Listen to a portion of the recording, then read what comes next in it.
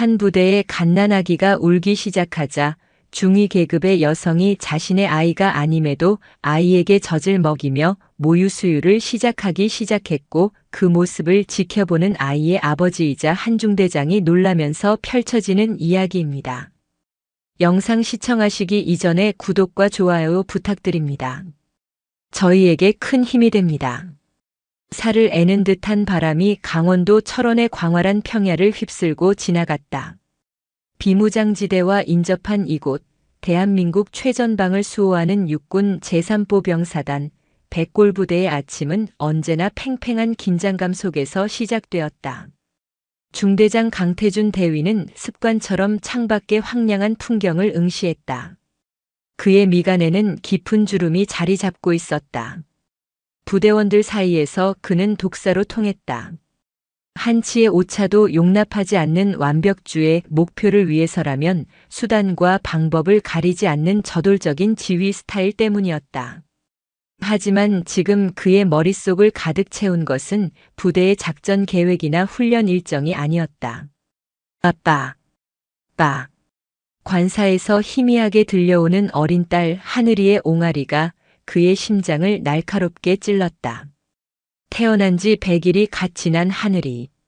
아내는 하늘이가 태어난 지 한 달도 채 되지 않아 다른 남자의 품으로 떠나버렸다. 충격과 배신감에 몸부림칠 시간도 없이 그는 갓난아기를 든 싱글데디가 되었다. 낮에는 수백 명의 부대원을 호령하는 중대장이었지만 밤이 되면 기저귀를 갈고 분유를 타며 뜬 눈으로 밤을 새우는 초보 아빠일 뿐이었다. 그의 날카로움은 부대 전체를 향했다. 특히 보급계 장교인 이서하 중위와는 사사건건 부딪혔다. 이서하 중위는 부대 내에서 얼음 마녀로 불렸다.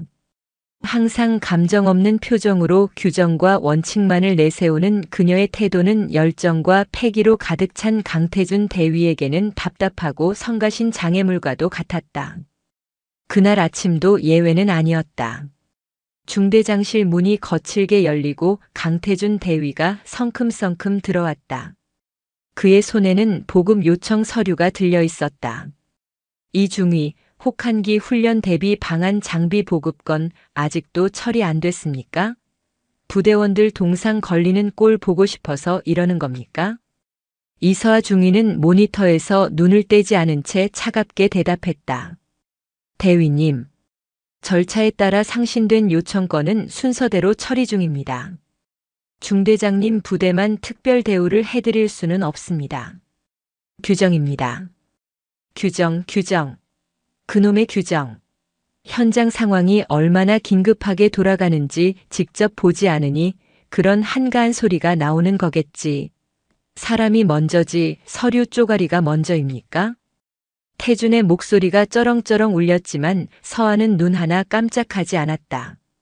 그녀는 자리에서 일어나 태준과 똑바로 눈을 맞췄다. 그녀의 눈빛은 깊이를 알 수 없는 차가운 호수 같았다.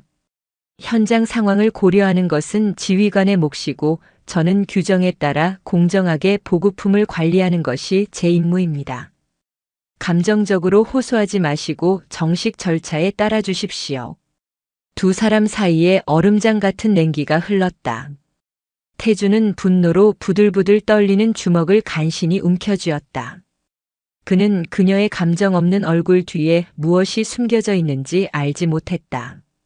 불과 몇 달 전 서하가 끔찍한 사고로 군인이었던 남편과 뱃속의 아이를 동시에 잃었다는 사실을 아는 사람은 부대 내에서도 극소수였다. 그녀는 슬픔을 드러내는 대신 스스로를 단단한 얼음 성벽 안에 가두어 버렸다. 감정을 느끼는 순간 모든 것이 무너져 내릴 것만 같았기 때문이다.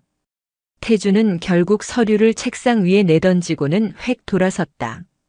좋아, 규정대로 해보시지. 나도 내 방식대로 할 테니. 그 말을 끝으로 중대장실을 나서는 그의 등 뒤로 서하는 잠시 흔들리는 눈빛을 감추지 못하고 입술을 깨물었다. 그녀의 책상 한편에 놓인 작은 액자에는 그녀가 사랑했던 남편과 함께 찍은 사진이 뒤집혀 있었다. 차마 그 행복했던 순간을 마주할 용기가 나지 않아서였다. 그날 오후 태준에게 청천벽력 같은 전화가 걸려왔다. 하늘이를 돌봐주던 아주머니가 급한 집안 사정으로 더 이상 일을 할 수 없게 되었다는 통보였다. 당장 내일부터 하늘이를 맡길 곳이 없었다.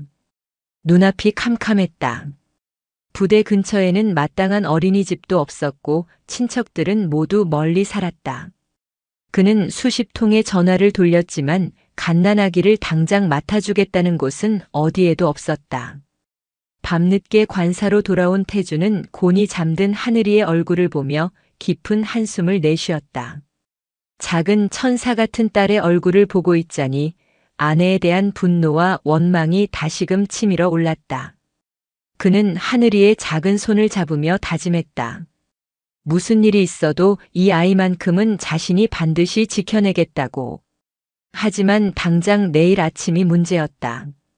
중요한 작전 회의가 잡혀 있었고 중대장인 그가 빠질 수는 없는 노릇이었다. 결국 그는 누구에게도 말하지 못할 결심을 하게 되었다.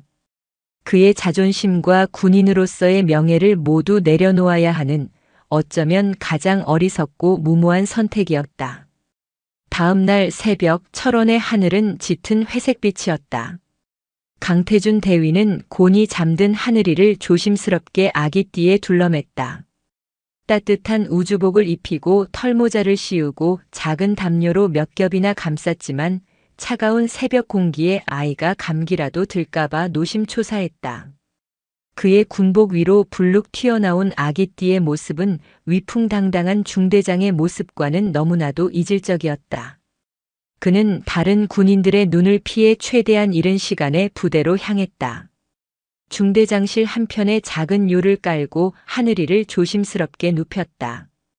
혹시나 아이가 추울까봐 개인 난로까지 가져다 놓았다. 장난감 몇 개와 여분의 기저귀, 분유와 보온병까지 챙겨 놓으니 중대장실은 순식간에 임시 육아 공간으로 변해버렸다.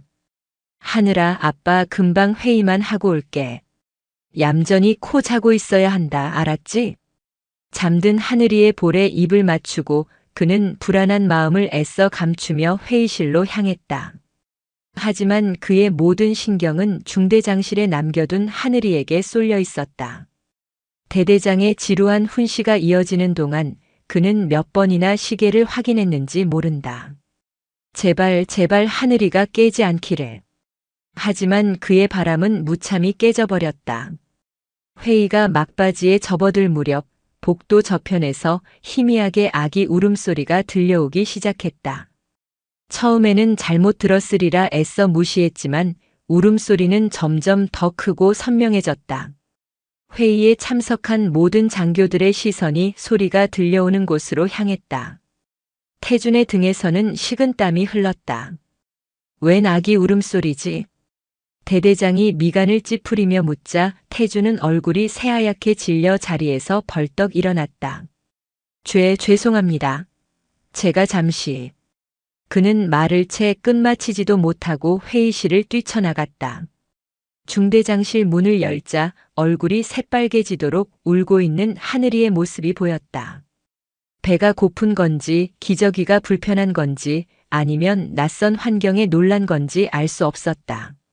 그는 허둥지둥 하늘이를 안아들고 등을 토닥여 보았지만 아이의 울음은 좀처럼 그치지 않았다. 오히려 아빠의 당황한 기색을 느꼈는지 더 서럽게 울어댔다. 쉬, 하늘아, 괜찮아. 아빠 여기 있잖아. 왜 그래, 응? 그의 필사적인 달램에도 불구하고 하늘이의 울음소리는 온 건물에 울려 퍼졌다. 복도를 지나가던 행정병들과 장교들이 수군거리며 중대장실을 힐끔거렸다. 태주는 창피함과 미안함 그리고 딸을 달래지 못하는 무력감에 얼굴이 화끈거렸다. 그의 독사라는 별명과 철옹성 같던 자존심이 아기의 울음소리 앞에 산산조각 나고 있었다. 바로 그때였다. 중대장실 문이 조용히 열리더니 이서아 중위가 들어왔다. 그녀의 손에는 결제를 받아야 할 서류가 들려 있었다. 그녀는 방 안의 광경을 보고 잠시 멈칫했다. 강 대위의 품에 안겨 자지러지게 울고 있는 아기, 그리고 어쩔 줄 몰라 쩔쩔매는 그의 모습. 그녀의 얼굴에는 늘 그렇듯 아무런 감정도 떠오르지 않았다. 회의 중에 뛰쳐나가시더니 이런 사정이 있으셨군요. 그녀의 목소리는 평소처럼 차가웠다. 하지만 그 목소리에는 아주 미세한 떨림이 섞여 있었다. 태주는 차라리 그녀가 자신을 비웃거나 조롱하기를 바랐다. 이런 무방비한 모습을 가장 껄끄러워하는 그녀에게 들켜버렸다는 사실이 죽을 만큼 수치스러웠다. 볼일 끝났으면 나가주시지. 태준이 퉁명스럽게 쏘아붙였다. 하지만 서한은 나가지 않았다. 그녀는 서류를 옆에 내려놓고 천천히 그에게 다가왔다. 그녀의 시선은 태준이 아닌 울고 있는 하늘이에게 고정되어 있었다. 아이의 울음소리가 마치 날카로운 비수처럼 그녀의 굳게 닫힌 마음의 문을 쑤시고 들어오는 것 같았다. 잊었다고 생각했던, 잊어야만 한다고 다짐했던 아픈 기억들이 파도처럼 밀려왔다. 아기는 배가 고픈 게 아닙니다. 서아가 나지막이 말했다. 그냥 사람의 온기가 필요한 겁니다. 엄마의 품이 그리운 거겠죠. 그녀의 말에 태주는 아무런 대꾸도 할 수 없었다. 서아는 잠시 망설이더니 조심스럽게 입을 열었다. 괜찮으시다면 제가 잠시 안아봐도 되겠습니까? 태주는 의심스러운 눈초리로 그녀를 바라보았다. 이 얼음장 같은 여자가 갑자기 왜 이러는 걸까? 하지만 그는 지푸라기라도 잡는 심정이었다. 그는 마지못해 하늘이를 그녀에게 건넸다. 서아는 아주 능숙하고 조심스러운 손길로 하늘이를 받아 안았다. 신기하게도 그녀의 품에 안기자 하늘이의 울음소리가 조금씩 잦아들기 시작했다. 서아는 아이를 품에 안고 조용히 속삭였다. 아이에게 하는 말인지 스스로에게 하는 말인지 모를 혼잣말이었다. 괜찮아, 아가야. 괜찮아. 그녀는 주변을 둘러보더니 태준에게 물었다. 잠시 단둘이 있을 만한 공간이 필요합니다. 의무실이나 조용한 상담실 같은 곳이면 좋겠습니다. 태준은 영문을 모른 채 그녀를 따라 나섰다. 마침 비어있는 중대 상담실로 들어서자 서아는 문을 잠가달라고 부탁했다. 그리고는 태준을 등지고 창가로 다가섰다.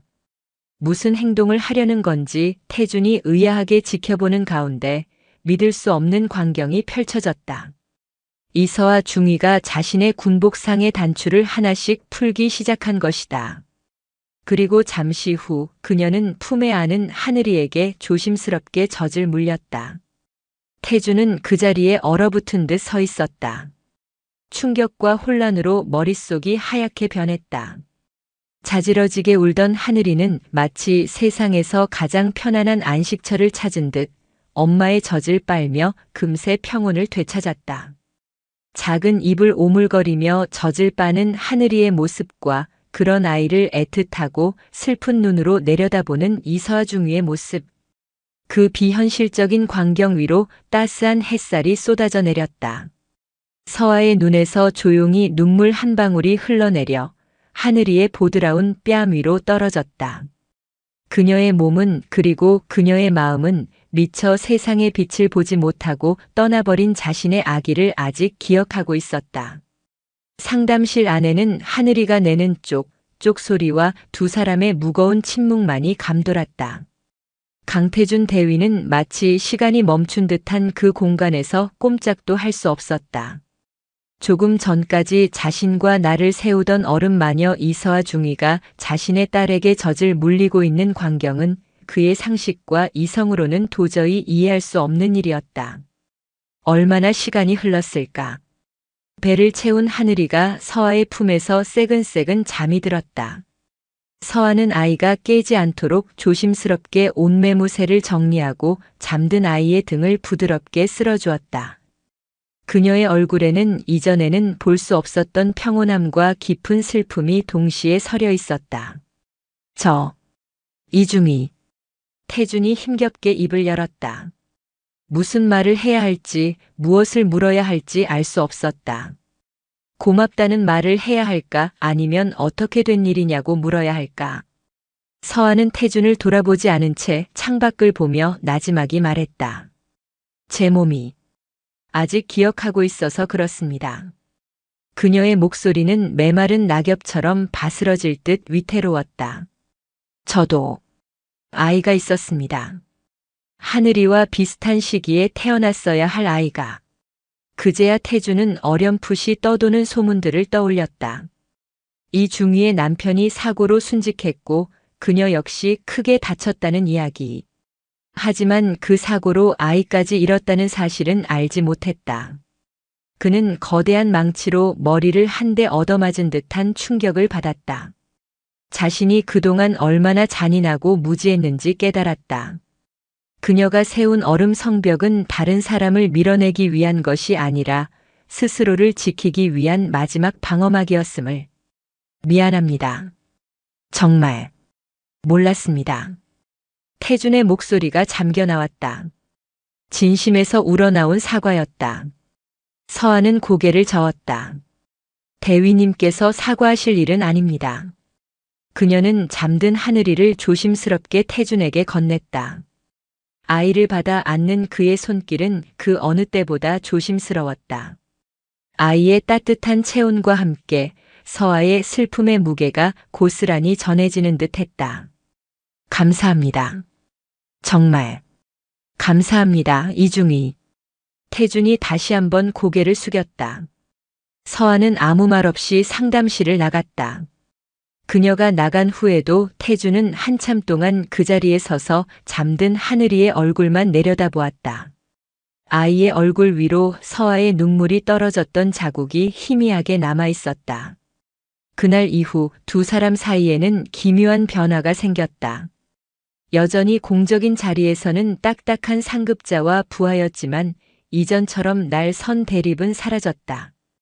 태준은 더 이상 서아에게 무리한 요구를 하거나 닥달하지 않았고 서아 역시 규정과 원칙만을 내세우기보다는 그의 입장을 조금이나마 이해하려는 듯한 태도를 보였다.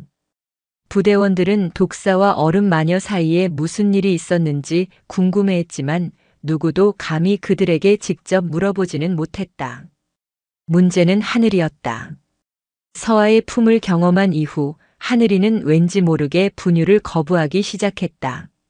젖병만 물리면 고개를 돌리고 울음을 터뜨렸다. 태준은 애가 달았다. 굶길 수도 없는 노릇이고 억지로 먹이자니 아이가 경기를 일으킬 듯 울어댔다. 며칠 사이 하늘이의 얼굴은 반쪽이 되었다. 결국 태준은 염치를 무릅쓰고 다시 서아를 찾아갔다. 이번에는 중대장실이 아닌 그녀의 사무실 문을 조심스럽게 노크했다. 이중희, 잠시 시간 좀 내줄 수 있겠습니까? 서아는 말없이 고개를 끄덕였다. 태준은 쭈뼛거리며 하늘이의 상태를 설명했다. 그의 이야기를 듣는 동안 서아의 표정에는 변화가 없었지만 그녀의 눈빛은 미세하게 흔들리고 있었다. 제가 어떻게 하면 되겠습니까? 태준의 물음은 간절했다.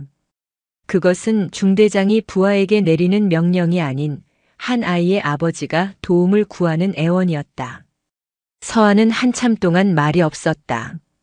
그녀는 자신의 상처를 다시 헤집는 것이 두려웠다. 하늘이를 볼 때마다 먼저 떠나보낸 자신의 아기가 떠올라 심장이 찢어지는 듯한 고통을 느꼈다. 하지만 동시에 자신을 필요로 하는 저 작은 생명을 외면할 수도 없었다. 하늘이의 따스한 체온과 부드러운 살결은 그녀에게 잠시나마 살아있다는 감각을 느끼게 해주었다. 제가 하늘이가 괜찮아질 때까지만 잠시 돌봐주면 안 되겠습니까? 태준이 어렵게 말을 꺼냈다. 그는 자신의 제안이 얼마나 무례하고 이기적인지 잘 알고 있었다. 그녀의 아픔을 알면서도 자신의 딸을 위해 그녀의 상처를 이용하려는 것만 같아 죄책감이 들었다. 물론 절대 강요하는 건 아닙니다. 이중희가 불편하다면 제가 하겠습니다. 태준의 말이 채 끝나기도 전에 서아가 그의 말을 잘랐다. 제가 하늘이를 돌보겠습니다. 대위님을 위해서가 아닙니다. 저 아이를 위해서입니다.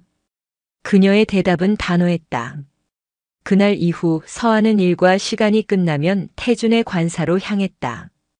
그녀는 능숙하게 하늘이를 돌보았다. 젖을 물리고 기저귀를 갈고 따뜻한 물로 목욕을 시켰다. 그녀의 보살핌 속에서 하늘이는 거짓말처럼 안정을 되찾았다. 뽀얗게 살이 오르기 시작했고 방긋방긋 웃기도 했다. 태주는 그런 서아와 하늘이의 모습을 멀리서 묵묵히 지켜볼 뿐이었다. 텅 비어있던 관사는 어느새 온기로 가득 찼다.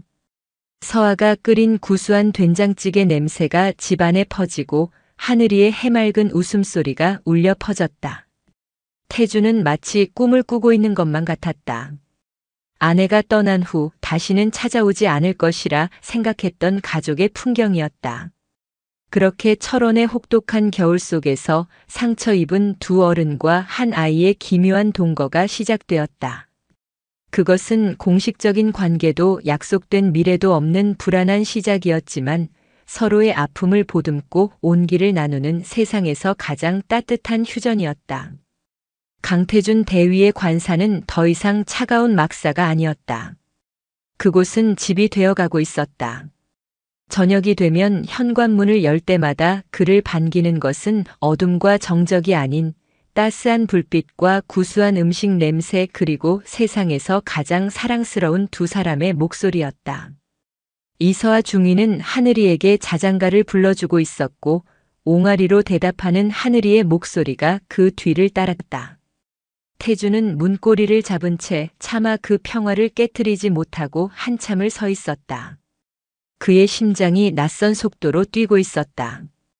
처음에는 그저 하늘이를 위한 어쩔 수 없는 선택, 불편한 동거라고 생각했다. 하지만 어느 순간부터인가 그는 퇴근 시간을 기다리고 있었다. 군복을 벗고 현관문을 여는 그 순간을 하루 중 가장 긴장되고 설레는 마음으로 기대하고 있었다. 그것은 서아를 향한 감정이었다. 고마움을 넘어 연민을 지나 이제는 한 명의 여자로서 그녀를 마음에 담기 시작했다는 명백한 증거였다. 그녀는 더 이상 어른 마녀가 아니었다. 하늘이를 보며 웃을 때마다 그녀의 눈가에 피어나는 부드러운 주름, 아이에게 책을 읽어주는 나지막하고 다정한 목소리, 서툰 솜씨로 저녁을 차리면서 제가 요리는 잘 못해서요라며 쑥스럽게 웃는 모습. 그 모든 것이 태준의 마음에 파문을 일으켰다. 그는 그녀의 얼음장 같은 표정 뒤에 숨겨진 깊은 슬픔과 따뜻한 마음을 보았고 그 상처마저도 끌어안아주고 싶다는 강렬한 충동에 휩싸였다. 하지만 그들의 위태로운 평화는 군대라는 폐쇄적인 사회 안에서 그리 오래 지속될 수 없었다. 변화를 가장 먼저 감지한 것은 중대의 터줏대감 허진만 원사였다. 수십 년 군 생활로 다져진 그의 눈썰미는 그 어떤 레이더보다도 정확했다. 독사 같던 중대장님이 유해진 것도 얼음 마녀 같던 보급 장교의 얼굴에 온기가 도는 것도 모두 그의 관찰망에 포착되었다.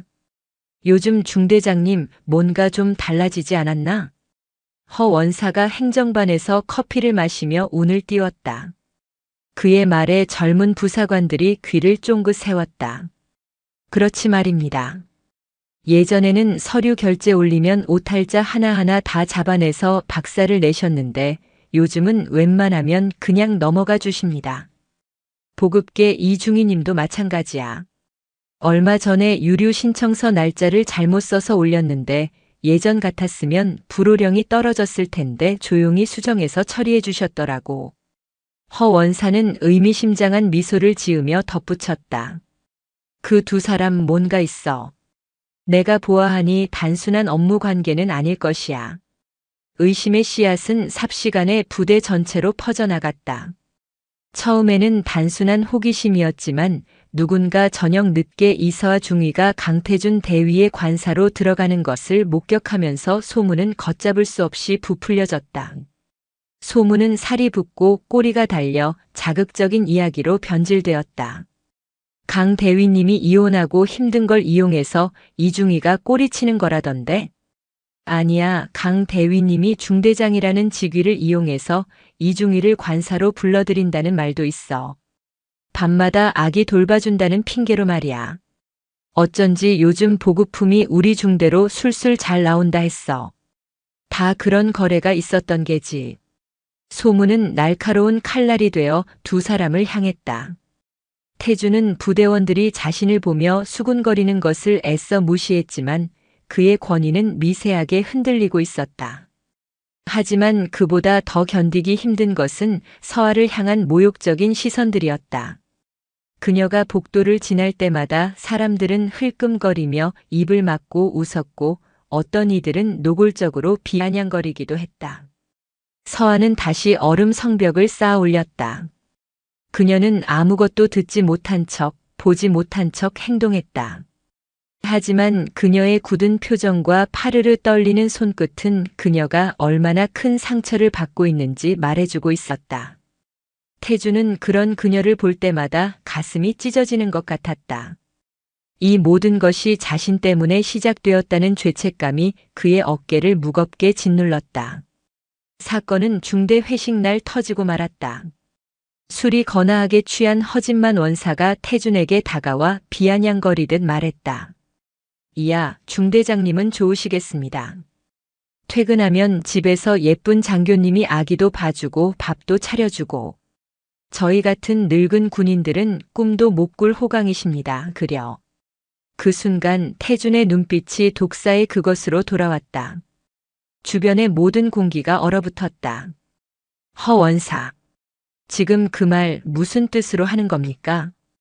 태준의 목소리는 강철처럼 차가웠다. 하지만 허 원사는 술기운을 빌려 물러서지 않았다. 무슨 뜻이긴요? 부대원들 다 아는 사실을 가지고 뭘 그렇게 감추십니까? 능력도 좋으십니다. 어떻게 그 얼음 같던 이중희님을 녹이셨는지 비법이라도 좀 전수해 주시죠. 태준의 이성이 끊어졌다. 그는 자리에서 벌떡 일어나 허 원사의 멱살을 움켜쥐었다. 식당 안의 모든 사람들이 숨을 죽였다. 그 더러운 입, 다시 한번 함부로 놀렸다간 턱뼈를 부숴버릴 테다. 어이쿠, 중대장님이 사람 잡겠습니다. 이게 바로 직위를 이용한 갑질 아닙니까? 사실을 말한 게 그렇게 큰 죄입니까? 두 사람의 고성이 오가고 다른 간부들이 달려들어 뜯어말리고 나서야 상황은 겨우 진정되었다. 하지만 이미 엎질러진 물이었다. 그날의 소동은 부대를 넘어 대대 전체에 알려졌고 소문은 이제 사실로 굳어지는 듯 했다. 그날 밤 태주는 무거운 마음으로 관사로 돌아왔다. 서아는 거실에서 잠든 하늘이 곁을 지키고 있었다. 그녀는 태준을 보자마자 자리에서 일어났다. 그녀의 얼굴은 그 어느 때보다도 차갑고 단호해 보였다. 오늘 있었던 일 들었습니다. 이중희 그건 됐습니다. 서아는 그의 말을 잘랐다. 그녀의 목소리가 가늘게 떨리고 있었다. 이런 모욕을 당하면서까지 여기에 머물 이유가 없습니다. 하늘이는 이제 분유도 잘 먹고 안정을 찾았으니 더 이상 제가 필요 없을 겁니다. 잠깐만 이중희. 내 말 좀 들어봐. 이건 오해야. 내가 다 해결할게. 무엇을 어떻게 해결하시겠다는 겁니까? 사람들의 입을 다 막기라도 하시겠습니까? 서아의 눈에 눈물이 고였다. 그녀는 지난 몇 달간 애써 외면했던 자신의 현실을 직시해야만 했다. 남편을 잃고 아이를 잃은 여자. 동정받거나 혹은 이렇게 더러운 소문의 주인공이 되어 조롱당해야 하는 비참한 현실을. 저는 남편과 아이를 잃은 슬픔은 견딜 수 있습니다. 하지만 대위님의 스캔들 주인공이 되어 조롱당하는 것은 더는 못하겠습니다. 그 말을 끝으로 서아는 자신의 가방을 챙겨들었다. 태준이 다급하게 그녀의 팔을 붙잡았지만 그녀는 차갑게 그 손을 뿌리쳤다. 이러지 마, 서아 씨. 태준의 입에서 처음으로 그녀의 이름이 흘러나왔다. 하지만 너무 늦은 후회였다. 그동안 감사했습니다. 차가운 밤 공기 속으로 사라지는 그녀의 뒷모습을 보며 태주는 망연자실하게 서 있을 수밖에 없었다. 다시 찾아온 정적과 어둠. 따스했던 온기는 거짓말처럼 사라지고 관사는 다시 차가운 요새로 돌아왔다. 거실에는 갓난아기의 숨소리와 한 남자의 깊은 절망만이 남았다. 이서와 중이가 떠난 관사는 영혼이 빠져나간 육신처럼 공허했다. 강태준 대위는 밤마다 울어대는 하늘이를 달래며 뜬 눈으로 밤을 새웠다. 하지만 하늘이가 우는 것은 배가 고파서도 잠투정도 아니었다. 아이는 서아의 온기를, 그녀의 목소리를, 그녀의 심장 소리를 그리워하고 있었다. 태주는 제 아무리 노력해도 그녀의 빈자리를 채울 수 없었다. 그는 비로소 깨달았다. 서아가 필요했던 것은 하늘이만이 아니었다. 바로 자기 자신이었다는 것을. 그녀가 없는 부대는 지옥과도 같았다. 업무에 집중할 수 없었고 사소한 일에도 신경질적으로 반응했다. 부대원들은 다시 독사로 돌아온 그를 멀리서 지켜볼 뿐이었다. 그와 서아에 대한 소문은 이제 동정론으로 바뀌어갔다. 역시 이중이가 억울하게 당한 거였어. 중대장님이 너무 심했네라며 수군거렸다. 태주는 그 모든 비난을 묵묵히 감내했다. 서아 역시 힘든 시간을 보내고 있었다. 그녀는 스스로에게 다짐했다. 다시는 그 관사에 가지 않겠다고. 다시는 그 남자와 아이 때문에 흔들리지 않겠다고. 하지만 밤이 되면 아이를 품에 안았던 감촉과 그녀를 바라보던 남자의 애틋한 눈빛이 떠올라 잠을 이룰 수 없었다. 가슴 한쪽이 텅 빈 것처럼 허전하고 아팠다. 그녀는 깨닫고 있었다. 자신도 모르는 사이에 그 깨진 가정에 마음을 주고 있었다는 것을. 잃어버렸던 가족의 온기를 그들에게서 다시 느끼고 있었다는 것을. 상황은 최악으로 치달았다. 태준과 허원사의 충돌, 그리고 이중희에 대한 소문은 결국 대대장인 박진우 중령의 귀에까지 들어가고 말았다. 박 중령은 불같이 화를 내며 당장 강태준 대위를 호출했다. 대대장실의 공기는 얼음장처럼 차가웠다. 박 중령은 책상 위에 놓인 보고서를 손가락으로 툭툭 치며 입을 열었다. 강 대위, 이게 다 뭔가?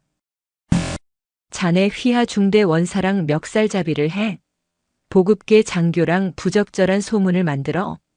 군인의 명예를 땅에 떨어뜨려도 유분수지. 자네 지금 제정신인가? 태주는 고개를 숙인 채 아무 말도 하지 않았다. 변명하고 싶지 않았다. 모든 것이 자신의 불찰이었다. 소문이 사실인가? 자네 직위를 이용해서 이중희를 괴롭힌 건가? 아닙니다. 태준이 단호하게 대답했다. 그는 고개를 들어 박중령의 눈을 똑바로 쳐다보았다. 모든 것은 제 책임입니다. 이서아 중위는 아무런 잘못이 없습니다. 그는 처음부터 끝까지 모든 사실을 솔직하게 털어놓았다. 아내의 이혼, 홀로 아이를 키우게 된 사정, 절박한 상황에서 도움을 주었던 서아의 이야기, 그리고 그로 인해 발생한 오해와 소문들까지. 그는 서아를 변호하기 위해 최선을 다했다. 그녀가 얼마나 고결한 사람인지, 얼마나 큰 희생을 감수했는지 힘주어 말했다. 이 중위는 제 아이에게 생명의 은인과도 같습니다. 그런 사람에게 더러운 누명을 씌우고 부대 내에서 고립시킨 것은 전적으로 저의 부덕의 소치입니다. 모든 책임은 제가 지겠습니다. 이 중위에게는 어떤 피해도 가지 않도록 해주십시오. 박중령은 팔짱을 낀 채 말없이 그의 이야기를 듣고 있었다. 그의 표정은 좀처럼 읽을 수가 없었다. 한참의 침묵 끝에 그가 입을 열었다. 자네 말이 사실이라면 자네는 지휘관으로서 실격이야. 공과 사를 구분하지 못하고 부대 내에 불미스러운 일을 만든 책임을 피할 수 없을 걸세. 각오하는 게 좋을 거야. 태주는 눈을 질끈 감았다. 군 생활이 이대로 끝날 수도 있었다. 하지만 후회는 없었다. 적어도 그녀의 명예는 지킬 수 있을 테니까. 바로 그때 대대장실 문을 노크하는 소리가 들렸다. 행정병이 곤란한 표정으로 들어와 보고했다. 대대장님, 저 보급계 이서아 중위님께서 면담을 요청하십니다. 박중령과 태준의 시선이 동시에 문으로 향했다. 잠시 후 굳은 표정의 서아가 안으로 들어왔다. 그녀는 태준이 그 자리에 있는 것을 보고도 조금도 놀라지 않은 듯 박중령에게 다가가 경례를 붙였다. 충성. 중위 이서아, 대대장님께 드릴 말씀이 있어 찾아왔습니다. 이 중위가 여긴 어쩐 일인가? 강태준 대위님과 관련된 소문에 대해 말씀드리러 왔습니다. 서아는 숨을 한번 깊게 골랐다. 그녀는 더 이상 도망치지 않기로 결심했다.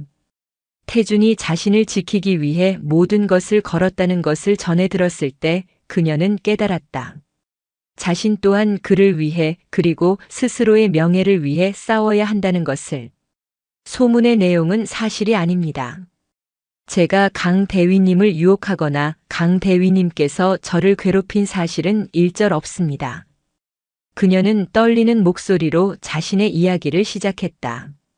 몇 달 전 겪었던 끔찍한 사고, 남편과 아이를 잃은 슬픔, 그리고 자신의 몸이 아직 아기를 기억하고 있었기에 하늘이를 도울 수밖에 없었던 사정까지. 그녀는 자신의 가장 아픈 상처를 가장 높은 상급자 앞에서 용기 있게 꺼내 보였다. 강 대위님은 절박한 상황에 처한 한 명의 아버지였고, 저는 상처 입은 아이를 외면할 수 없었던 한 명의 군인이었을 뿐입니다. 저희의 행동이 오해를 불러일으킨 점에 대해서는 깊이 사과드립니다. 하지만 저희의 관계에 한치의 부끄러움도 없었음을 말씀드리고 싶습니다. 모든 징계는 제가 받겠습니다. 대대장실에는 무거운 침묵이 흘렀다. 태준은 자신의 모든 것을 걸고 그녀를 지키려 했고 그녀 역시 자신의 모든 것을 걸고 그를 지키려 하고 있었다. 박중령은 두 사람을 번갈아 쳐다보았다. 그의 눈빛이 조금씩 흔들리고 있었다. 산전수전 다 겪은 노련한 지휘관의 눈에 두 사람의 진심이 보이기 시작했다. 그것은 단순한 남녀 관계나 부하와 상관의 관계가 아니었다. 깊은 상처를 가진 두 인간이 서로의 아픔을 보듬고 하나의 작은 생명을 지키기 위해 고군분투하는 처절한 전쟁이었다. 대대장실은 이제 그들의 또 다른 전쟁터가 되어 있었다. 그리고 그 전쟁의 승패는 이제 박중령의 손에 달려 있었다. 박진우 중령은 한참 동안 말이 없었다. 그는 책상 서랍에서 담배 한 개비를 꺼내 물었지만 불은 붙이지 않았다. 그의 시선은 강태준 대위와 이서아 중위 두 사람의 얼굴에 번갈아 머물렀다. 징계위원회에 회부하여 규정대로 처리하는 것이 가장 깔끔한 방법이었지만 그의 마음속에서 무언가가 그것을 허락하지 않았다. 그 역시 한 가정의 가장이었고 자식을 키우는 아버지였다. 두 젊은 군인의 눈빛에서 그는 규정집에서는 찾아볼 수 없는 절박함과 진심을 읽었다. 나가보게. 한참 만에 그가 입을 열었다. 예상치 못한 말에 태준과 서아가 서로를 쳐다보았다. 오늘 있었던 일은 이 방을 나서는 순간 모두 있는 걸로 하지. 대신 조건이 있네. 박중령은 태준을 향해 말했다. 강대위. 자네는 부대 지휘관으로서 부대원 관리에 소홀했고 불필요한 오해를 야기한 책임이 있어. 이번 주말 전 중대원과 함께 부대 전체 시설 정비 작업을 실시하게. 자네가 직접 감독하고. 그리고 그는 서아를 향해 고개를 돌렸다. 이중희. 자네 행동은 인도적인 관점에서 이해 못할 바는 아니나 군인으로서 품위를 지키지 못하고 오해의 소지를 제공한 점은 분명히 반성해야 할 부분이야. 군장병 복지 실태에 대한 보고서를 다음 주까지 작성해서 제출하게. 다시는 이런 불미스러운 일이 발생하지 않도록 근본적인 대책을 포함해서. 그것이 끝이었다. 강등이나 전출 같은 최악의 징계는 없었다. 두 사람은 잠시 어안이 벙벙했지만 이내 상황을 파악하고 큰 소리로 경례했다. 명심하겠습니다. 대대장실을 나온 두 사람은 한동안 아무 말도 없이 나란히 걸었다. 차가운 복도를 울리는 두 사람의 군화 소리가 유난히 크게 들렸다. 징계는 피했지만 그들의 마음은 여전히 무거웠다. 밖으로 나오자 차가운 밤 공기가 그들을 맞았다. 태준이 먼저 침묵을 깼다. 괜찮습니까? 제가 여쭤보고 싶은 말입니다. 서아가 희미하게 웃으며 대답했다. 어색한 침묵이 흘렀다. 그들은 부대 연병장 한쪽 불 꺼진 스탠드에 나란히 앉았다. 멀리서 들려오는 야간 경계 근무자들의 발소리만이 정적을 깨뜨렸다. 고맙습니다. 태준이 먼저 입을 열었다. 오늘 대대장실까지 와줘서 나 때문에 괜한 대위님 때문이 아닙니다. 서아가 그의 말을 막았다. 저 자신을 위해서였습니다. 더 이상 도망치거나 숨고 싶지 않았습니다. 그녀는 고개를 들어 밤하늘을 올려다보았다. 철원의 밤하늘은 도시와는 비교할 수 없을 만큼 수많은 별들로 가득 차 있었다. 사실 무서웠습니다. 사람들이 저를 어떻게 볼까, 제 상처를 어떻게 함부로 이야기할까. 그래서 더 차갑게, 더 단단하게 저를 감쌌던 것 같습니다. 그런데 오늘 대위님께서 저를 위해 모든 걸 감수하는 모습을 보면서 깨달았습니다. 제가 정말 지켜야 했던 건 제 명예나 자존심이 아니라 제 마음에 솔직해질 용기였다는 걸요. 태주는 말없이 그녀의 옆모습을 바라보았다. 달빛에 비친 그녀의 얼굴은 슬프도록 아름다웠다. 그는 자신의 이야기를 할 때가 왔음을 직감했다. 저도 비겁했습니다. 그가 입을 열었다. 아내가 떠났을 때 저는 배신감과 분노에 사로잡혀 세상을 원망했습니다. 제 자신을 돌아볼 생각은 하지 않고 모든 책임을 다른 사람에게 돌렸죠. 하늘이를 혼자 키우는 게 버겁고 힘들다는 이유로 부대원들에게 더 모질게 굴었습니다. 독사처럼 굴어야 제 나약함을 감출 수 있다고 생각했으니까요.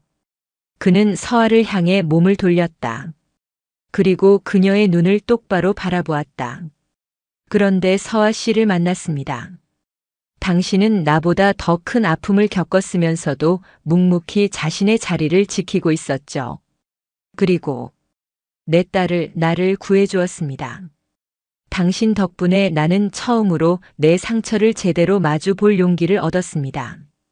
당신이 내 옆에 있을 때 텅 비었던 제 삶이 다시 채워지는 기분이었습니다. 그의 진심 어린 고백에 서아의 눈가가 촉촉해졌다. 그녀는 그동안 굳게 걸어 잠갔던 마음의 문을 열고 자신의 가장 깊은 곳에 숨겨두었던 흉터를 그에게 보여주기로 결심했다. 그 사람. 제 남편은 저와 같은 부대에 있었어요. 누구보다 군인을 자랑스러워했고 저를 끔찍이 아껴주던 사람이었죠. 사고가 나던 날 저희는 곧 태어날 아기 얘기를 하고 있었어요. 이름은 뭘로 할지, 누굴 더 닮았으면 좋을지. 그게 마지막 대화가 될 줄은 꿈에도 몰랐습니다. 그녀의 목소리가 가늘게 떨려왔다.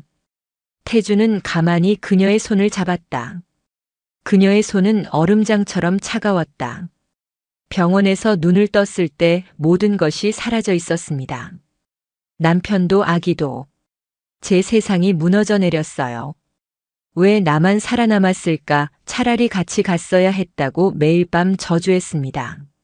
하늘이를 처음 봤을 때 제 아이가 떠올라 너무 고통스러웠습니다. 하지만 동시에 그 작은 아이를 품에 안는 순간 제 심장이 다시 뛰는 걸 느꼈어요. 살아있다는 감각을 처음으로 다시 느꼈습니다. 대위님과 하늘이 덕분에 저는 지옥에서 빠져나올 수 있었습니다. 그녀의 눈에서 참았던 눈물이 쏟아져 내렸다. 태주는 아무 말 없이 그녀를 자신의 품으로 끌어당겨 안았다. 그녀의 가녀린 어깨가 가늘게 떨리고 있었다. 그는 그녀의 등을 토닥이며 마치 주문처럼 속삭였다. 괜찮습니다. 다 괜찮습니다. 당신 잘못이 아닙니다. 한참을 울던 그녀가 그의 품에서 고개를 들었다. 눈물로 얼룩진 그녀의 얼굴을 보는 순간 태주는 더 이상 자신의 감정을 억누를 수 없었다. 그는 조심스럽게 그녀의 젖은 뺨을 감싸고 천천히 입을 맞추었다. 그것은 불같은 열정적인 키스가 아니었다. 서로의 깊은 상처를 확인하고 아픔을 보듬어주며 그럼에도 불구하고 살아남은 서로를 위로하는 조심스럽고 경건한 입맞춤이었다. 두 개의 외로운 영혼이 비로소 서로를 온전하게 마주하는 순간이었다. 입술이 떨어지고 그들은 한참 동안 서로의 눈을 바라보았다. 수많은 감정이 그들의 눈빛 속에서 오고 갔다. 슬픔, 연민, 고마움, 그리고 사랑. 그날 밤 그들은 함께 관사로 돌아왔다. 잠든 하늘이의 곁에 나란히 선 두 사람의 모습은 이제 막 새로운 여정을 시작하려는 위태롭지만 희망에 찬 한 가족의 모습이었다. 그들의 마음속 깊은 곳에 새겨진 흉터는 여전히 아팠지만 이제 그들은 혼자가 아니었다. 서로의 상처에 기댄 채 그들은 비로소 내일을 향해 한 걸음 내디딜 용기를 얻었다. 강태준 대위의 관사는 이제 완벽한 집의 모습을 갖추어 가고 있었다. 주말 아침이면 어설픈 솜씨로 토스트를 태우는 태준의 모습과 그를 보며 웃음을 터뜨리는 서아, 그리고 두 사람의 모습을 보며 까르르 넘어가는 하늘이의 웃음소리가 어우러져 완벽한 화음을 만들어냈다. 독사라 불리던 남자는 숯검댕이 된 토스트를 입에 물고 머쓱하게 웃었고 얼음 마녀라 불리던 여자는 햇살처럼 따뜻한 미소를 지었다. 그들은 조심스럽게 세상 밖으로 나아갔다. 처음으로 세 사람이 함께한 외출은 부대 근처의 작은 읍내 시장이었다. 평범한 군복을 벗고 사복 차림으로 하늘이가 탄 유모차를 미는 그들의 모습은 영락없는 단란한 가족이었다. 시장 상인들은 아이고 아기가 아빠랑 엄마를 반반씩 쏙 빼닮았네. 라며 덕담을 건넸고 태준과 서아는 어색하게 웃으며 서로를 쳐다보았다. 그 순간 두 사람의 마음속에는 동시에 같은 생각이 스쳐 지나갔다. 이 평범한 행복이 영원했으면 좋겠다. 밤이 되어 하늘이가 잠들면 거실의 작은 조명등 아래에서 두 사람만의 시간이 시작되었다. 그들은 군인이 아닌 남자와 여자로서 서로를 마주했다. 어린 시절의 이야기, 군인이 되기로 결심했던 순간, 좋아했던 음식과 영화 같은 소소한 이야기들을 나누며 서로의 삶에 깊숙이 스며들었다. 서아는 태준의 서재에 꽂힌 낡은 역사책들을 보며 그의 지적인 면을 발견했고, 태준은 서아가 무심코 흥얼거리는 노래를 들으며 그녀의 숨겨진 감성을 엿보았다. 그들은 서로의 새로운 모습을 발견할 때마다 이미 깊어진 사랑이 한 뼘 더 자라나는 것을 느꼈다. 서로의 상처를 보듬는 법도 배워나갔다. 어느 비오는 밤 천둥 소리에 놀란 서아가 악몽을 꾸다 비명을 지르며 깨어났다. 끔찍했던 사고의 순간이 생생하게 되살아난 것이다. 그녀는 어둠 속에서 공포에 떨며 숨을 헐떡였다. 그때 태준이 조용히 그녀의 방으로 들어와 말없이 그녀의 손을 잡아주었다. 그는 아무것도 묻지 않았다.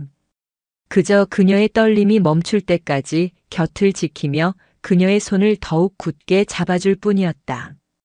그의 단단하고 따뜻한 손을 잡고 서아는 비로소 지독한 악몽에서 벗어날 수 있었다. 태준 역시 서아를 통해 치유받고 있었다. 그는 더 이상 아내의 배신이 남긴 상처에 괴로워하지 않았다. 서아라는 존재 자체가 그에게는 새로운 세상이자 구원이었다. 그녀와 함께하는 지금 이 순간이 너무나 소중했기에 과거의 아픔에 얽매여 있을 시간이 없었다. 그는 하늘이를 목욕시키고 서아가 차려준 따뜻한 저녁을 먹고 나란히 앉아 뉴스를 보는 이 평범한 일상 속에서 생애 가장 큰 행복을 느끼고 있었다. 하지만 낙원에는 언제나 그림자가 드리우는 법이다. 그들의 행복이 깊어질수록 마음 한편에서는 불안감도 함께 자라났다.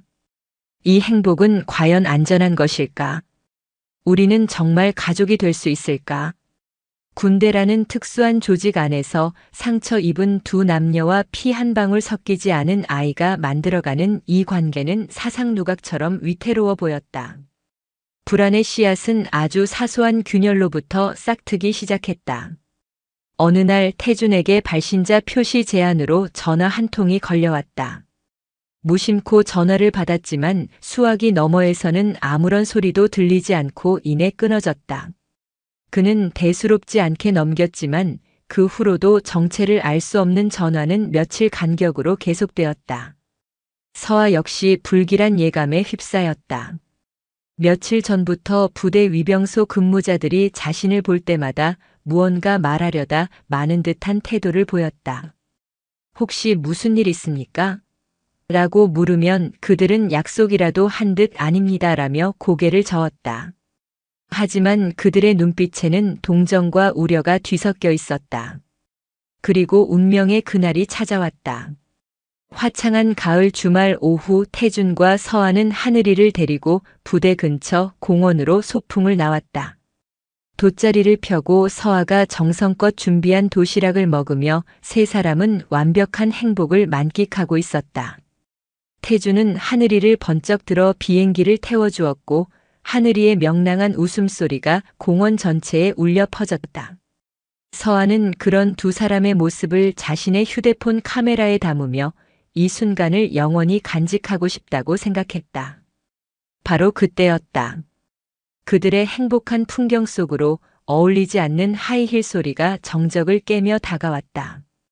고개를 돌린 태준의 얼굴이 순식간에 굳어졌다. 그의 눈앞에는 그가 가장 마주치고 싶지 않았던 과거의 망령이 서 있었다. 화려한 옷차림에 값비싼 핸드백을 든 여자. 한때 그의 아내였고 하늘이의 생물학적 어머니인 오수진이었다. 오랜만이네, 강태준 씨. 나 없이도 꽤 잘 지내는 것 같네. 수진은 태준을 지나쳐 서아와 그녀의 품에 안긴 하늘이를 위아래로 훑어보았다. 그녀의 입가에는 차갑고 오만한 미소가 걸려 있었다. 그리고 당신이 그 소문의 주인공인가? 내 딸의 보모 역할을 해주고 있다는 그 친절한 군인 아가씨? 그녀의 목소리는 꿀처럼 달콤했지만 그 안에는 날카로운 독이 숨어 있었다. 서아는 그 자리에 얼어붙었고 태준은 본능적으로 서아와 하늘이의 앞을 가로막았다. 위태롭게 쌓아올린 그들의 낙원 위로 거대한 폭풍을 예고하는 먹구름이 순식간에 몰려오고 있었다. 과거의 설계자가 그들의 미래를 산산조각 내기 위해 돌아온 것이다. 오수진의 등장은 평화로운 호수에 던져진 거대한 바윗돌과 같았다. 그녀가 만들어낸 파문은 태준과 서아의 관계를 송두리째 흔들었다. 태준은 그날 밤 수진을 부대 밖 카페에서 따로 만났다. 그는 이 문제를 서아와 하늘이에게서 최대한 멀리 떨어뜨려 놓고 싶었다. 무슨 꿍꿍이야? 이제 와서 여긴 왜 나타난 거지? 태준의 목소리는 얼음처럼 차가웠다. 하지만 수진은 여유롭게 커피를 저으며 웃었다. 말이 너무 험하네. 그래도 한때는 사랑했던 사이인데. 그리고 나 내 딸 보러 온 거야. 엄마가 자기 딸 보러 오는 게 뭐 잘못됐나? 엄마. 내 입에서 나올 소리는 아니지. 하늘이 기저귀 한 번 갈아준 적 없는 내가 무슨 자격으로. 그래서 말인데 이제부터라도 엄마 노릇 좀 해보려고. 수지는 찻잔을 내려놓고 본론을 꺼냈다. 그녀는 자신을 버리고 떠났던 남자에게서 똑같이 버림받았고 현재는 경제적으로 매우 어려운 상황에 처해 있었다. 그녀는 태준에게 돌아오고 싶은 것이 아니었다. 그녀가 원하는 것은 오직 하나, 돈이었다. 나 하늘이 친권 포기할 수 있어. 대신 위자료를 좀 두둑하게 챙겨줘야겠어. 당신 군인 연금도 쏠쏠하고 집안도 꽤 괜찮잖아. 그 여자한테 쓸 돈 좀 아껴서 나한테 투자하는 게 어때? 그럼 2번 다시 당신들 앞에 나타나지 않고 깨끗하게 사라져 줄게. 태준은 기가 막혀 헛웃음을 터뜨렸다. 그녀는 단 한순간도 하늘이를 걱정하는 것이 아니었다. 오직 자신의 안위와 욕심뿐이었다. 꿈 깨시지. 내년한테는 단돈 10원도 줄 수 없어. 당장 내 눈앞에서 사라져. 후회할 텐데. 수진의 눈이 뱀처럼 번뜩였다. 당신 지금 그 이서아라는 중이랑 관사에서 같이 살고 있다며? 그거 엄연히 군법 위반 아니야? 내가 마음만 먹으면 당신들 군복 다 벗겨버릴 수도 있어. 그리고 정 그렇게 나온다면 나 하늘이 양육권 소송할 거야. 그것은 태준의 가장 아픈 곳을 찌르는 비수였다. 변호사랑 상담까지 마쳤어. 최전방 부대에서 근무하는 싱글대디. 아이의 정서적 안정을 위해 매우 부적절한 환경이지. 게다가 부하 여군과 부적절한 관계로 구설에 오르기까지. 백전백승이야. 법은 결국 낳아준 엄마 편이거든. 태주는 주먹을 불끈 쥐었다. 분노로 온몸이 떨렸지만 그녀의 말이 단순한 협박이 아니라는 것을 직감했다. 그녀는 정말 무슨 짓이든 하고도 남을 여자였다. 그날 이후 수진의 공격은 집요하고 교묘하게 시작되었다. 그녀는 마치 유령처럼 부대 주변을 맴돌았다. 그리고 며칠 후 보급 창고에서 물품 정리를 하던 서아의 앞에 우연을 가장하여 나타났다. 이서아 중위님 맞으시죠? 잠깐 이야기 좀 할 수 있을까요? 수지는 서아의 앞에서 한없이 가련하고 상처받은 여자를 연기했다. 제가 그때는 경황이 없어서 너무 무례하게 굴었어요. 사과하고 싶어서요. 태준 씨와 제 딸을 돌봐주셔서 정말 감사해요.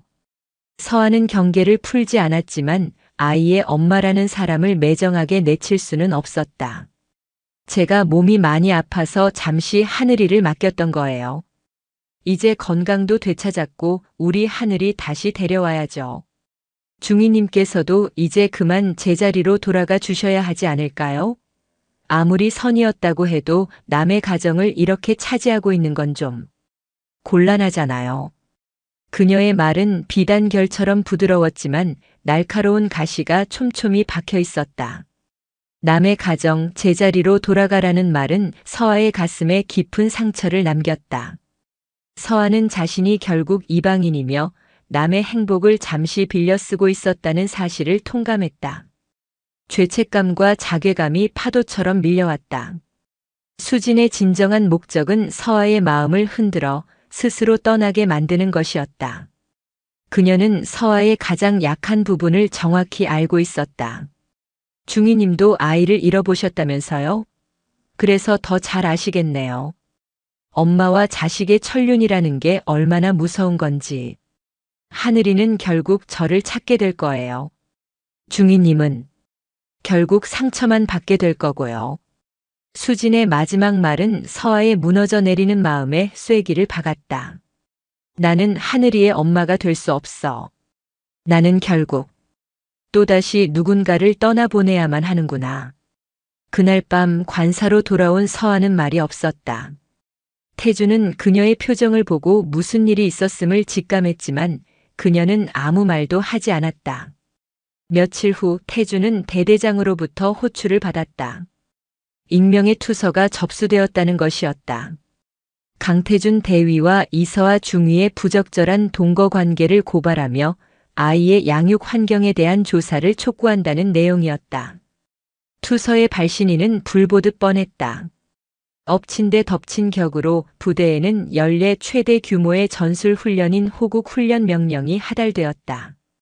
전 부대원은 일주일간 완전 군장 상태로 야외 수경을 하며 고강도 훈련을 치러야 했다.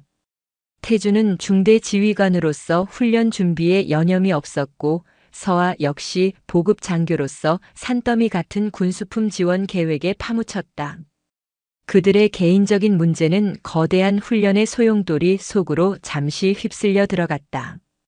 하지만 문제는 사라진 것이 아니라 더욱 골마 터지기 직전의 상태로 잠복해 있을 뿐이었다.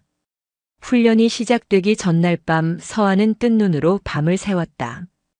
그녀는 결심을 굳혔다. 이 모든 문제의 원인은 자신이었다. 자신이 사라지면 태주는 하늘이를 잃지 않을 것이고 더 이상 부적절한 소문에 시달리지 않아도 될 터였다. 그것이 그와 아이를 위한 최선의 길이라고 그녀는 스스로를 잔인하게 설득했다. 다음 날 새벽 훈련 출정 준비로 분주한 부대의 소음 속에서 서아는 자신의 모든 짐을 꾸려 조용히 관사를 나섰다. 그녀는 잠든 하늘이의 뺨에 마지막 입맞춤을 하며 눈물을 흘렸다. 그리고 책상 위에 짧은 편지 한 장을 남겼다. 대위님, 그리고 하늘아. 미안해요. 저는 당신들의 행복을 빌어줄 자격이 없는 사람입니다. 저를 잊고 부디 행복하세요. 과거의 유령이 마침내 승리한 것처럼 보였다. 서아의 편지를 발견한 태준의 세상은 무너져 내렸다. 분노와 절망이 뒤섞여 그의 심장을 집어삼켰다. 오수진에 대한 증오, 그리고 서아를 지키지 못했다는 자책감이 그를 미치게 만들었다. 하지만 그는 주저앉을 수 없었다. 당장이라도 그녀를 찾아 달려가고 싶었지만 호국 훈련의 시작을 알리는 사이렌이 무정하게 울려 퍼졌다. 그는 중대장으로서 수백 명의 부대원들을 이끌고 전장으로 나가야 했다. 훈련장은 실제 전쟁터를 방불케 했다. 쏟아지는 폭우와 발목까지 차오르는 진흙탕, 밤낮 없이 이어지는 가상적의 폭격과 기습 속에서 부대원들은 한계에 내몰렸다. 태준은 개인적인 고통을 씹어 삼키고 더욱더 냉혹하게 부대를 지휘했다. 그의 눈에는 살기마저 감돌았다. 독사가 완벽하게 부활한 것이다. 서아 역시 지옥 같은 시간을 보내고 있었다. 그녀는 후방 지휘소의 보급 벙커에서 쏟아지는 각 부대의 보급 요청을 처리하느라 쉴 틈이 없었다. 그녀는 일부러 일에 미친 듯이 몰두했다. 잠시라도 쉬면 태준과 하늘이의 얼굴이 떠올라 가슴이 찢어질 것 같았기 때문이다.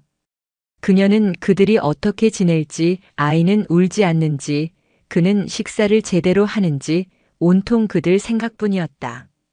두 사람은 무전기를 통해 매일 목소리를 들어야만 했다.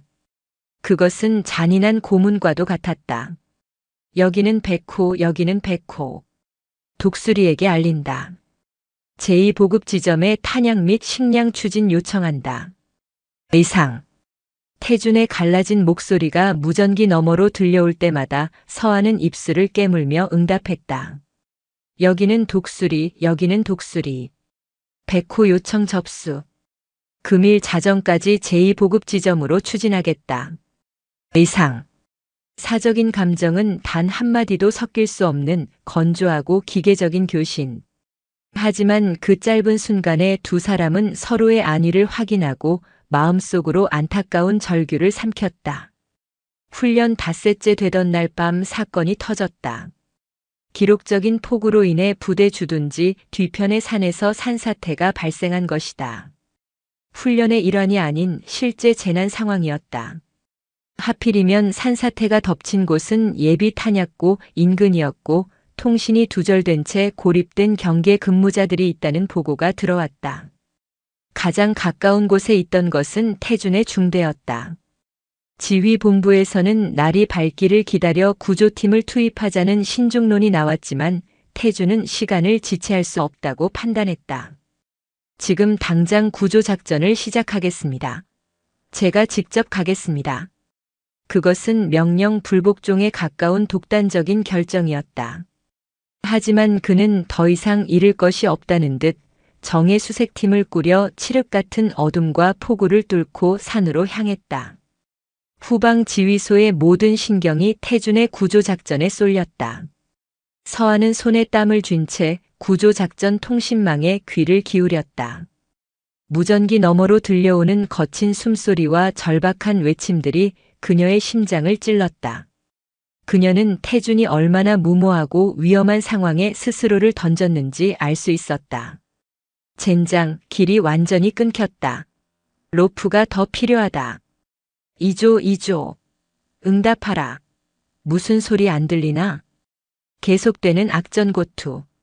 그러다 한순간 무전기에서 치직거리는 소음과 함께 태준의 목소리가 끊겼다. 백호 응답하라. 백호. 여기는 독수리 들리는가?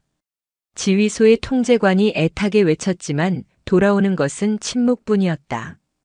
서아의 눈앞이 하얘졌다. 심장이 쿵 하고 바닥으로 떨어지는 것 같았다. 안 돼. 제발. 그녀는 자신도 모르게 무전기를 움켜쥐고 절규했다. 그녀의 머릿속에 끔찍했던 과거의 사고가 오버랩되었다. 사랑하는 사람을 다시 한번 이렇게 잃을 수는 없었다. 그 순간 그녀는 깨달았다. 그를 떠나는 것이 그를 위한 길이라고 생각했던 자신이 얼마나 어리석고 교만했는지를.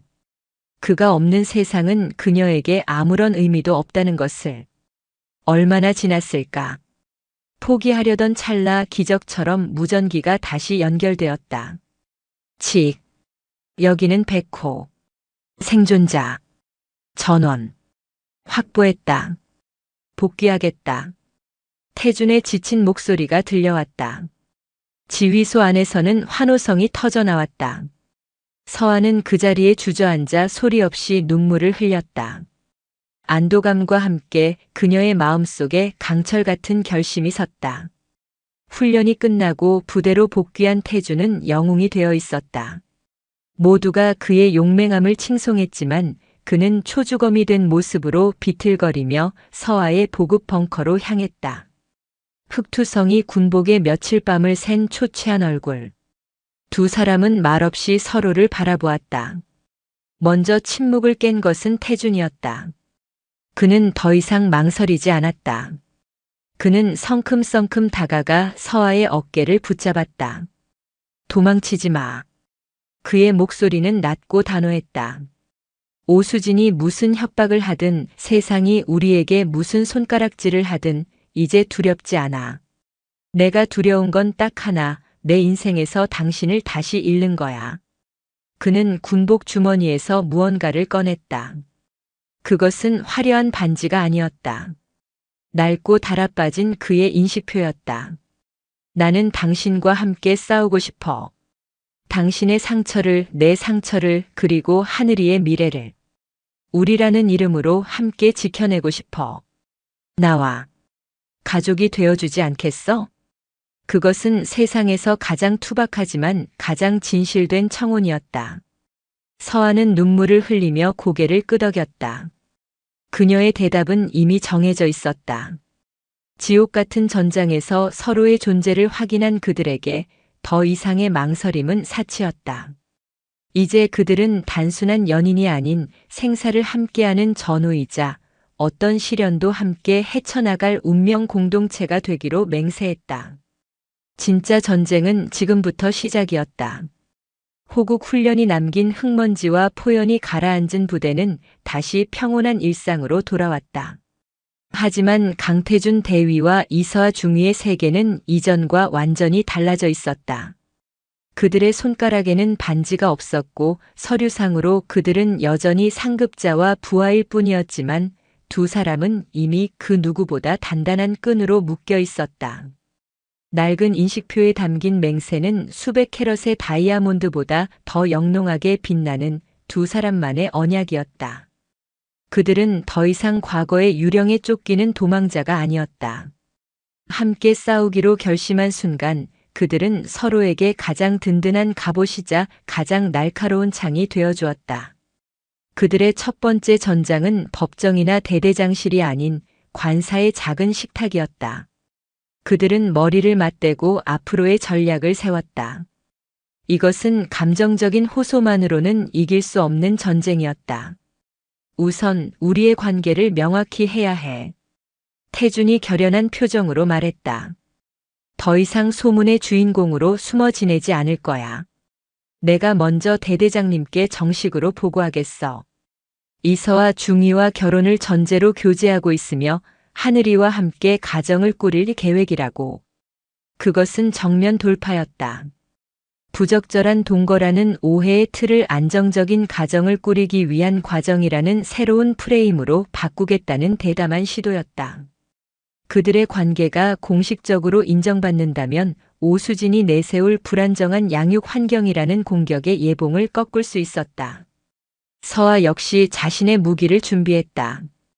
그녀는 자신의 인사 기록과 과거 복무 평가, 그리고 순직한 남편의 기록까지 모두 정리했다.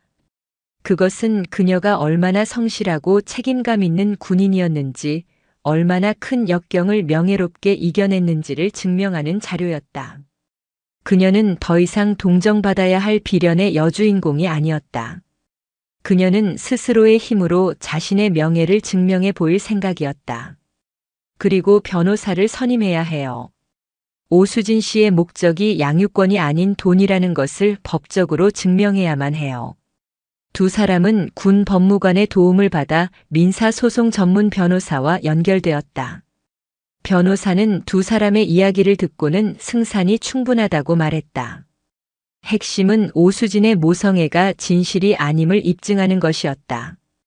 태주는 과거 수진과의 대화 내용을 복기하며 그녀가 돈을 요구했던 정황을 상세히 진술했고, 변호사는 통신 기록과 주변인 증언을 확보하기 위해 발빠르게 움직였다. 며칠 후 태주는 약속대로 대대장 박진우 중령을 찾아갔다. 그는 더 이상 변명하는 죄인이 아니었다. 한 여자를 사랑하고 가정을 지키려는 한 명의 남자로서 당당하게 자신의 계획을 밝혔다. 박 중령은 그의 보고를 묵묵히 들은 뒤 깊은 한숨과 함께 말했다. 자네들, 정말 보통 내기들이 아니군. 군 생활보다 더 치열한 전쟁을 치르고 있었어.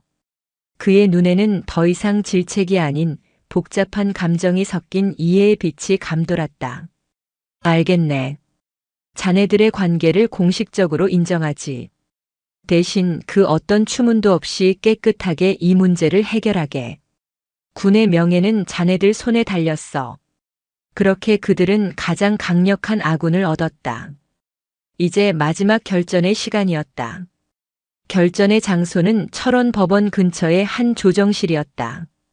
차가운 법적 공방이 오가는 곳이었지만 그날만큼은 뜨거운 감정의 격전지였다. 말끔하게 차려입은 오수진은 변호사 뒤에 앉아 시종일관 피해자인 척 연기했다. 그녀의 변호사는 준비한 대로 태준의 잦은 훈련과 위험한 근무 환경, 그리고 서아와의 관계를 들먹이며 그의 양육자로서의 자격을 맹렬하게 공격했다. 태준은 흔들리지 않았다. 그는 담담하게 하지만 힘있는 목소리로 하늘이를 홀로 키워왔던 지난 시간들에 대해 이야기했다. 밤새 열이 나는 아이를 품에 안고 병원으로 달려갔던 일, 처음으로 아빠라는 말을 했을 때의 벅찬 감동, 서툰 솜씨로 이유식을 만들었던 날들. 그의 이야기에는 아들을 향한 절절한 부정이 담겨 있었다. 그리고 마침내 서아의 차례가 되었다. 모두의 시선이 그녀에게 쏠렸다. 수지는 경멸적인 시선으로 그녀를 쏘아보았다. 서아는 자리에서 일어나 조정실에 있는 모두를 천천히 둘러본 뒤 떨리지 않는 목소리로 입을 열었다. 그녀는 수진을 비난하지 않았다. 대신 어머니란 무엇인가에 대해 이야기했다. 어머니라는 이름은 단지 아이를 낳았다는 사실만으로 완성되는 것이 아니라고 생각합니다. 아이의 울음소리에 잠을 설치고 아이의 작은 미소에 세상을 다 얻은 듯 기뻐하고 아이가 아플 때 내 몸이 대신 아팠으면 하고 간절히 기도하는 그 모든 시간들이 모여 어머니라는 위대한 이름을 만드는 것이라고 믿습니다.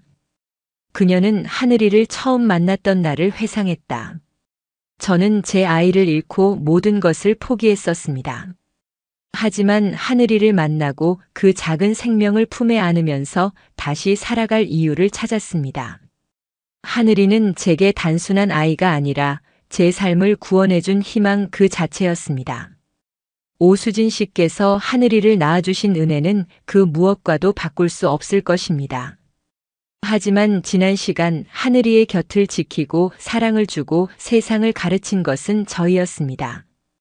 그녀의 진심 어린 말에 조정실 안에는 숙연한 분위기가 감돌았다. 수진의 얼굴이 당혹감으로 일그러졌다.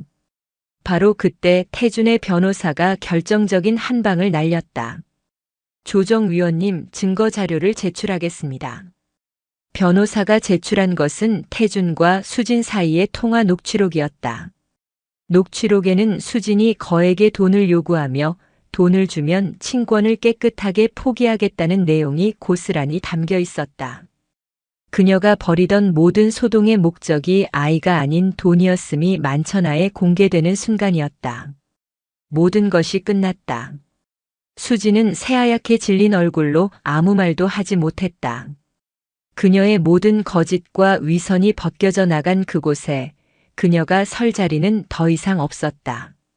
조정은 태준에게 압도적으로 유리하게 종결되었고 수지는 양육권을 영원히 포기하는 조건으로 최소한의 면접교섭권만을 인정받은 채 그들의 인생에서 완전히 퇴장했다. 그로부터 몇 달 후 철원의 겨울이 물러가고 따스한 봄볕이 내리쬐던 날. 제3보 병사단 백골부대 내의 작은 교회에서 특별한 결혼식이 열렸다. 화려한 드레스와 턱시도 대신 두 사람은 가장 영예로운 군인 정복을 차려입었다. 하객은 많지 않았지만 그들의 아픔과 사랑을 묵묵히 지켜봐 주었던 전우들이 자리를 가득 메웠다. 주례는 박진우 대대장이 직접 맡았고 한때 그들을 삐딱하게 보았던 허진만 원사는 누구보다 큰 소리로 박수를 치며 눈시울을 붉혔다. 신랑 강태준 대위와 신부 이서아 중위는 어떠한 역경 속에서도 서로의 전우가 되어주고 방패가 되어주며 따뜻한 안식처가 되어줄 것을 맹세합니까? 예, 맹세합니다. 두 사람의 우렁찬 목소리가 예배당에 울려 퍼졌다. 그리고 그들의 발치에서 하얀 드레스를 입은 작은 하늘이가 아장아장 걸어와 두 사람을 올려다보았다.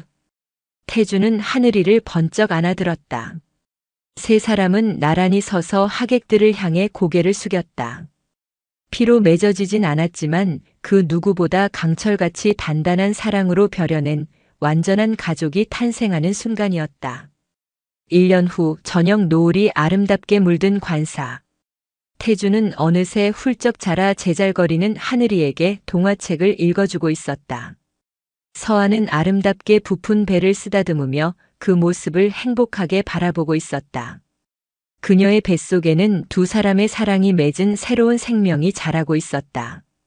책을 다 읽은 하늘이가 태준의 품에서 내려와 서아에게로 달려갔다. 그리고는 그녀의 배에 작은 귀를 대보더니 이내 고개를 들어 서아를 보며 환하게 웃었다. 엄마. 그 한마디에 세상의 모든 상처가 치유되고 모든 슬픔이 기쁨으로 변했다. 차가운 철옹성 같던 관사는 이제 웃음소리와 사랑이 가득한 따뜻한 보금자리가 되었다. 과거의 폐허 위에서 상처 입은 군인들은 서로를 보듬고 기적처럼 새로운 낙원을 만들어냈다. 강원도 철원의 최전방 그곳에서 세상에서 가장 위대하고 감동적인 사랑 이야기는 비로소 완성되었다. 영상이 유익하셨다면 구독과 좋아요, 댓글까지 부탁드리겠습니다.